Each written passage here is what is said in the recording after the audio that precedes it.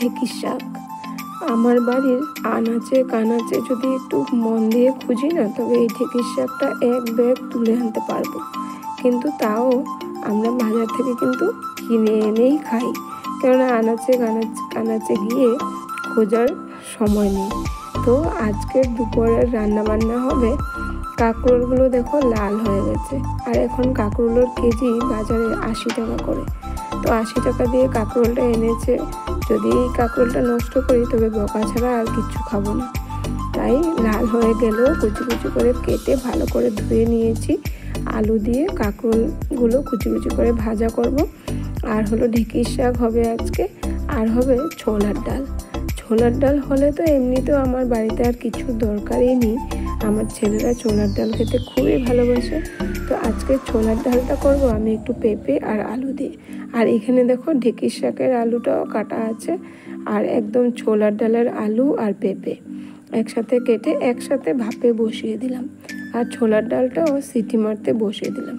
এবার প্লেটে এখানে নিয়ে নিয়েছি ছোলার ডালে যা যা লাগবে ফোড়নে: গোটা জিরে, তেজপাতা, শুকনো লঙ্কা, এলাচি আর দারচিনি দিয়ে ফোড়নটা দেব। দিয়ে তারপরে পেঁপে আর আলুগুলোকে একটু ভেজে নেব।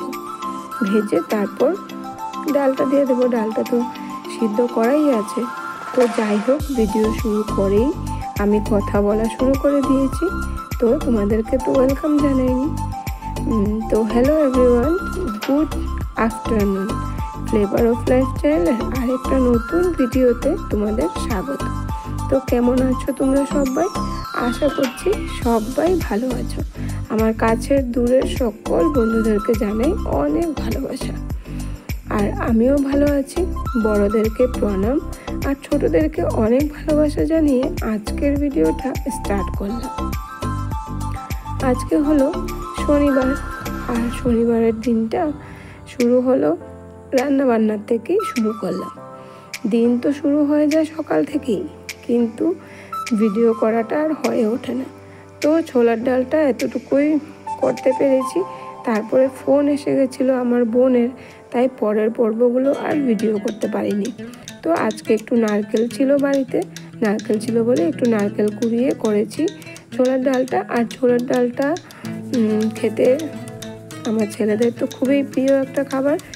আর হলো রাতের জন্য আলাদা করে রেখে দিয়েছি রুটি দিয়ে খাওয়ার জন্য। তারপরে দেখো কালো জিরে আর শুকনো লঙ্কা ফোড়নে দিয়ে দিলাম। দিয়ে এই যে কাঁকরোলগুলো যে কুচি করে কেটেছিলাম, আমরা এই কাঁকরোলটাকে না ভাত করলা বলি। আর ভাত করলা তো সবাই বলে না, কাঁকরোল বলে। ভাত করলা বললে হয়তো সবাই চিনবেও না, বা অনেকে আছে হয়তো যে নামটা শুনলে হাসতে পারে যে ভাত করলা, কিন্তু আমরা এটাকে ভাত করলাই বলি। আমি তোমাদের ভাষা হিসাবে কাঁকরোল বলছি, ঠিক আছে? না হলে আমরা কিন্তু এটাকে ভাত করলাই বলি। তো যাই হোক, কুচি করে কেটে রেখেছিলাম। আর একটা আলু দিয়েছিলাম, ওটাকে কালো জিরে আর শুকনো লঙ্কা ফোড়ন দিয়ে এবার ভাজতে বসিয়ে দিয়েছি।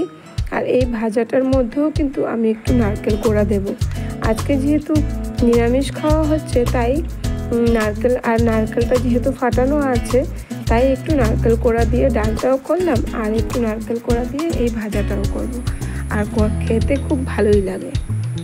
আবার রেডি হয়ে বেরিয়ে গেলাম।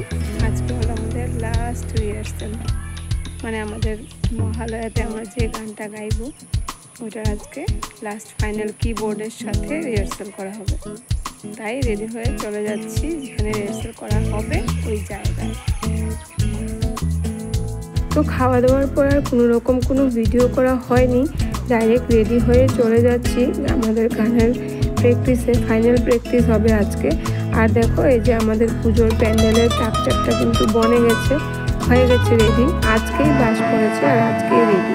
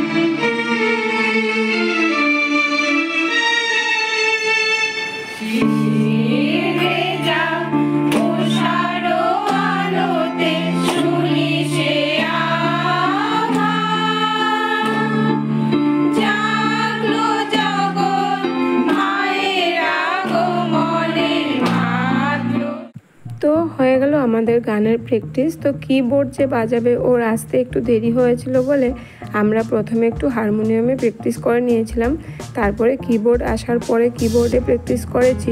কিন্তু বলেছিলাম যে আজকে লাস্ট প্র্যাকটিস হবে, কিন্তু হয়নি। কিবোর্ডের সাথে সবাই তালমেলটা ভালো করে মিলাতে পারছিলাম না, তাই আর একদিন হবে প্র্যাকটিসটা।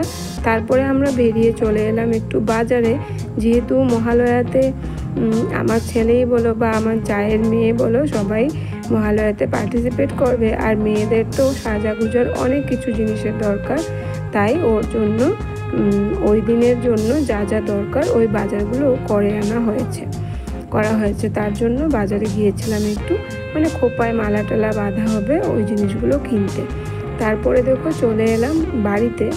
আর বাড়িতে এসে যেহেতু সন্ধ্যেটার সময় আমি বাড়িতে ছিলাম না, দুই ছেলেকে তো বাড়িতে রেখেই গিয়েছিলাম, তো সন্ধ্যের সময় বাড়িতে এসে ওদেরকে একটু টিফিন বানিয়ে দিচ্ছি। টিফিনে বানিয়ে দিচ্ছি একটু সুজি, ভালো করে একটু সুজি বানিয়ে দিচ্ছি, কেননা আজকে সন্ধ্যের সময়ের যে দুধ খাওয়ার একটা প্রবণতা থাকে না, যেমন আমাদের চা খাওয়ার থাকে, তো এরকম বাচ্চাদেরও তো থাকে একটা টিফিন খাওয়ার।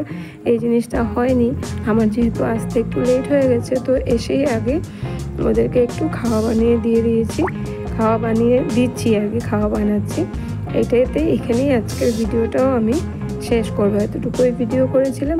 তো আজকে সুজিটা ভাবলাম একটু ঝরঝরে করে বানাই, তাই একটু লাল করে সুজিটাকে ভাজছি একটু তেল দিয়ে, তারপর একটু দুধ দিয়ে ভালো করে বানাবো সুজিটা। আর এরকম ঝরঝরে করে সুজি বানালে লাল করে ভেজে আমার সুজিটা খেতে আমারও খুব ভালো লাগে। একদম সুজি যদি বানানোর পর সাদা হয়ে থাকে না, ওই সুজিটা আমার ভালো লাগে না। একটু ভাজতে পুড়ালাম না পুড়িয়ে একটু লাল করে ভেজে সুজিটা করলে আমার খুব ভালো লাগে খেতে।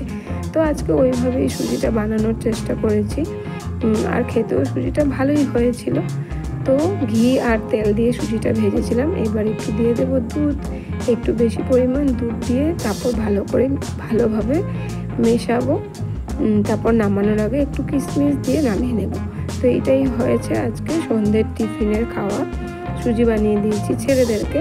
তো আর এখানেই আমি ভিডিওটাও শেষ করছি। আশা করি ভিডিওটা তোমাদের ভালো লাগবে, আর ভিডিওটা যদি ভালো লাগে তবে লাইক কমেন্ট, আর একটু বেশি ভালো লাগলে একটা শেয়ারও করতে পারো, আর একটা শেয়ার করে দিও। আর আমার চ্যানেলটাকে সাবস্ক্রাইব করে আমার পাশে থেকো।